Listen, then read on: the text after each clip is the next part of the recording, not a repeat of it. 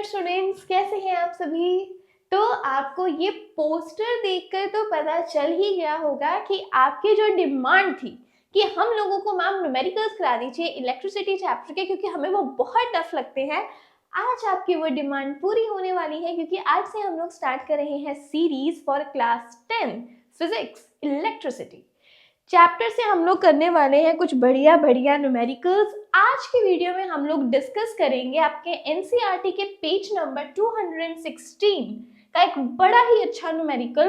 और जो ऐसे न्यूमेरिकल हैं ये एग्जाम्स में बहुत इंपॉर्टेंस रखते हैं। सच न्यूमेरिकल्स आर वेरी इंपॉर्टेंट। तो चलिए स्टेटमेंट रीड कर लेते हैं हम लोग। स्टेटमेंट है हमारे पास, how can three resistors of resistances 2 ohm, 3 ohm and 6 ohm be connected to give a total resistance of 4 ohm and 1 ohm? तो देखिए हमारे पास तीन रेजिस्टर्स है, तो बड़ी कॉमन सेंस है कि अगर हम लोग इन तीनों को सीरीज में लगा देंगे 2 ओहम, 3 ओहम एंड 6 ओहम, तो सिंपली ऐड ऑन करने पर हमारे पास आंसर आने वाला नहीं है, क्योंकि हमें पता है दैट रेजिस्टेंस इन सीरीज का फॉर्मूला हमारे पास क्या रहेगा। If it is R1, it is R2 and it is R3, तो हमारे पास आएगा R1 plus R2 plus R3 करके 2 plus 3 plus 6 that's equals to 11 ohm. तो ये तो हमें कहीं नहीं चाहिए, मतलब जो तीनों के तीनों रेजिस्टर्स हैं वो प्योरली सीरीज में नहीं हो सकते।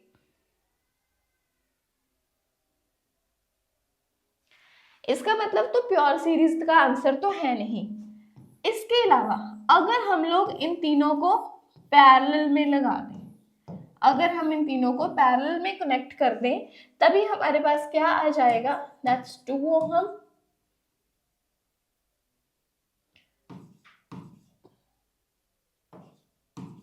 3 ओहम और यहाँ आ गया हमारे पास 6 ओहम। तो रेजिस्टेंस इन पैरेलल के अकॉर्डिंग 1/Rp किसके इक्वल रहेगा, 1/R1 plus 1/R2 plus 1/R3 that's equals to 1/2 plus 1/3 plus 1/6। अब अगर हम लोग इन तीनों को पैरेलल में लगा दें, तब आप देख सकते हो हमारे पास क्या आंसर आएगा। जल्दी से मुझे कैलकुलेट करके बताओ। तो यहाँ पे मैं आपको ट्रिक बता रही हूँ कि जो अगर आपके पास ऐसे रेजिस्टर्स गिवन हो, 3 रेजिस्टर्स का केस हो, तो सबसे पहले तो उनको सीरीज और पैरेलल में ही लगा के देख लो। अगर सीरीज पैरेलल से बात नहीं बनेगी, तब जाके हम लोग इनका कोई और कॉम्बिनेशन जो है वो सर्च करेंगे। अभी मैंने आपको बोला कि आप इन तीनों को पैरेलल में लगा के देख लीजिए। तो सॉल्व करने पर क्या आंसर आ गया है, जल्दी से मुझे कमेंट बॉक्स में बताइए। बड़ा कॉमन, बड़ा सिंपल मैथमेटिक्स है, यूज कीजिए, बताइए मुझे क्या आंसर आएगा। तो देखिए यहाँ पे एलसीएम आ गया हमारे पास 6, यहाँ पे हमारे पास आएगा 3 plus 2 plus 1 that's equals to 6/6। Cut होने पे हमारे पास आंसर क्या आ गया, 1।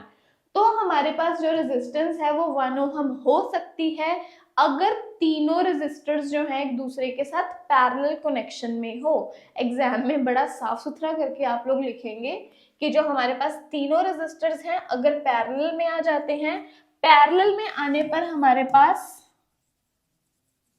पैरेलल कनेक्शन की बात आपको एक याद रखनी है।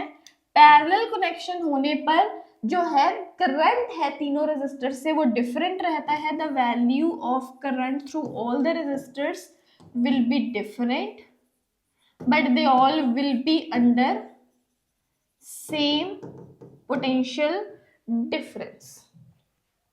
मान लिया ये जो हमारा R1 है, R1 का वैल्यू है हमारे पास 2 ओहम, R2 का वैल्यू है हमारे पास 3 ओहम और R3 का है 6 ओहम्स। तो इस तरह के इनका रेजिस्टेंस इन पैरेलल 1/Rp का value 1/R1 plus 1/R2 plus 1/R3।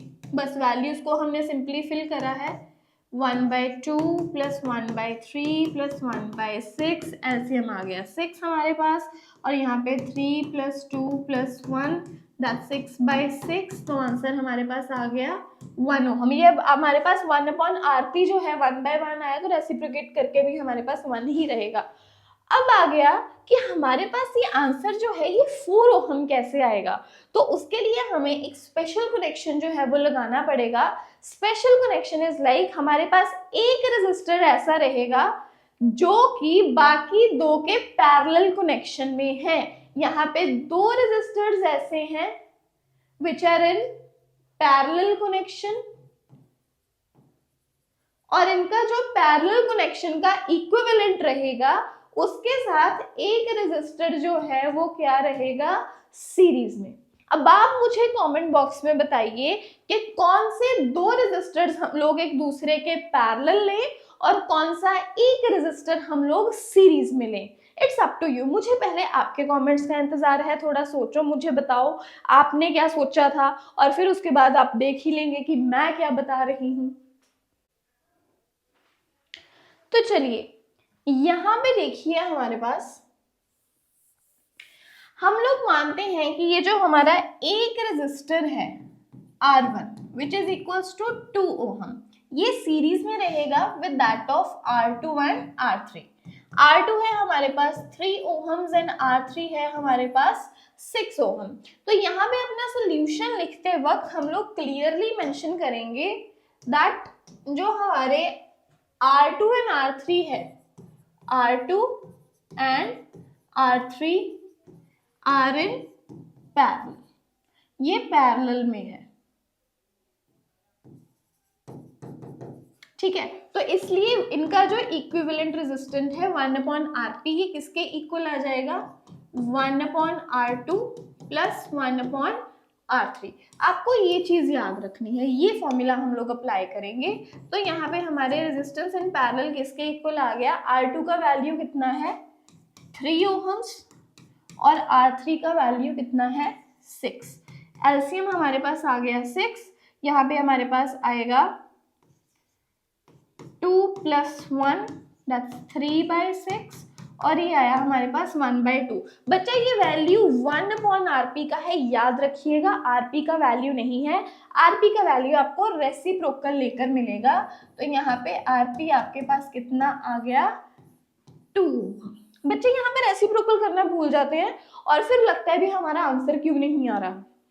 ठीक है, समझ में आया।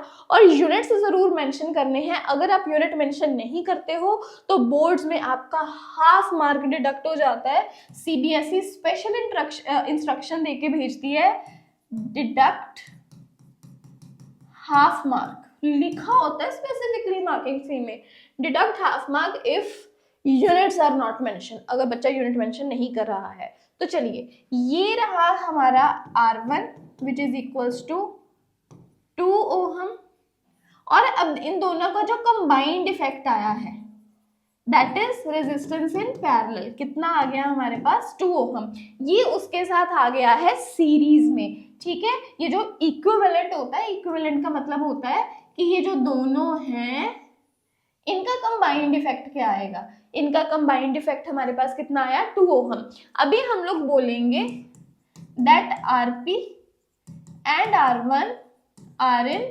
सीरीज, ये सीरीज में है। क्यों, क्योंकि दोनों के through same amount of current जो है वो फ्लो करेगी, दोनों का पोटेंशियल डिफरेंस जो है वो अलग होगा। अगर रेजिस्टर्स के थ्रू सेम करंट जा रहा है, पोटेंशियल डिफरेंस डिफरेंट है, तभी हम लोग बोल देंगे सीरीज में है। ठीक है, तो अभी हमारा रेजिस्टेंस इन सीरीज के अकॉर्डिंग क्या आ जाएगा, RP प्लस R1।